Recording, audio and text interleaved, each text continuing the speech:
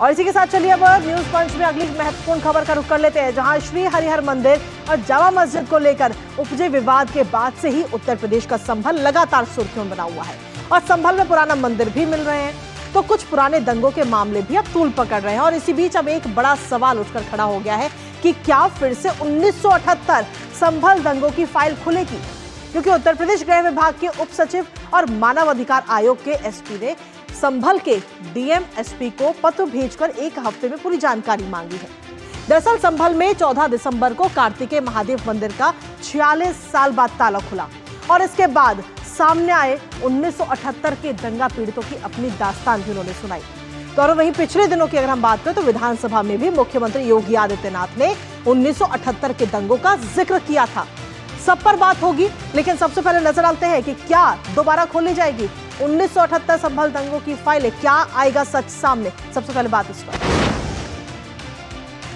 तो क्या ये सच सामने आएगा, ये सवाल इस वक्त हर किसी के जहन में है कि क्या फिर से 1978 में जो दंगे हुए थे संभल के अंदर वो फाइलें खुलेंगी, क्योंकि 17 दिसंबर को एमएलसी श्रीचंद शर्मा ने जांच की मांग की थी इस पूरे मामले को लेकर, जो पूरे दंगे हुए थे उसको लेकर, जिसके बाद 6 जनवरी को गृह सचिव सत्येंद्र प्रताप सिंह ने इस पूरे मामले पर संज्ञान लिया है। और ऐसे में गृह सचिव ने संभल एसपी से हफ्ते भर के अंदर ये पूरी रिपोर्ट मांगी है। हफ्ते भर का समय दिया गया है कि इससे जुड़ी जो भी जानकारी आपके पास में अभी इस वक्त है वो सारी फाइलें उन्होंने मांगी है। एसपी ने डीएम राजेंद्र पेंसिया को ये पत्र लिखकर पूरी जानकारी भी दी है, जिसके बाद में अब सवाल यही है कि क्या संभल का सच जो है वो हम सभी के सामने होगा। संयुक्त जांच के लिए अपने स्तर से अधिकारी नियुक्त करें और क्या फिर से 1978 में हुए दंगों की फाइल खुलेगी, ये सवाल हर किसी के जहन में है। अब आपको ग्राफिक्स के जरिए दिखाते हैं कि आखिर 47 साल पहले हुआ क्या था, सच्चाई क्या है।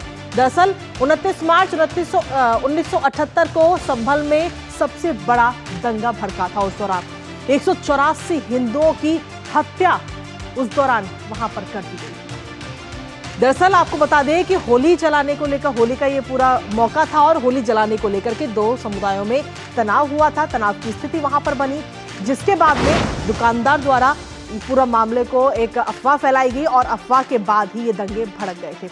इसी पर ताजा अपडेट लेते हैं, हमारे साथ में हमारे सहयोगी इस वक्त विकास जुड़ रहे हैं, सीधा उन्हीं का रुख करते हैं। विकास, जिस तरीके से पूरे मामले की अगर हम बात करें तो अब हर किसी के जहन में यही सवाल है कि आखिर 1978 में संभल में जब ये दंगे हुए थे तो वहां हुआ क्या था, और ये सच आएगा जब फाइलें खुलेंगी। बिल्कुल सही कह रहे हैं आप। उन फाइलों में जब देखा जाएगा क्या कुछ कार्रवाई हुई, क्या कुछ कारण थे, क्या कुछ उसमें आख्या लिखी गई थी, ये बात खुलकर जब सामने आएंगी सभी लोगों को पता चल पाएगा। क्योंकि इतिहास के जो पन्नों में वो कहीं खो के रह गया था संभल का ये नरसंहार, जिसमें अभी आपने बताया 184 लोगों की मौत होती है और जिनमें से ज्यादातर हिंदू ही होते हैं और पूरे इलाके से हिंदुओं का पलायन इसके बाद से हो जाता है। ये बात तब जाहिर हुई जब वहां पर एक मंदिर बंद पड़ा मिला, जिसको 46 साल बाद खोला गया। तो जाहिर सी बात है कि तमाम सारे लोगों के मन में सवाल है, तमाम सारे वो परिवार हैं जिनको न्याय की आस है, उम्मीद है कि हो सकता है उनको न्याय कब मिलेगा, ये उम्मीद कई उनकी आने वाली पीढ़ियां भी उम्मीद की आस लगाए बैठी हैं।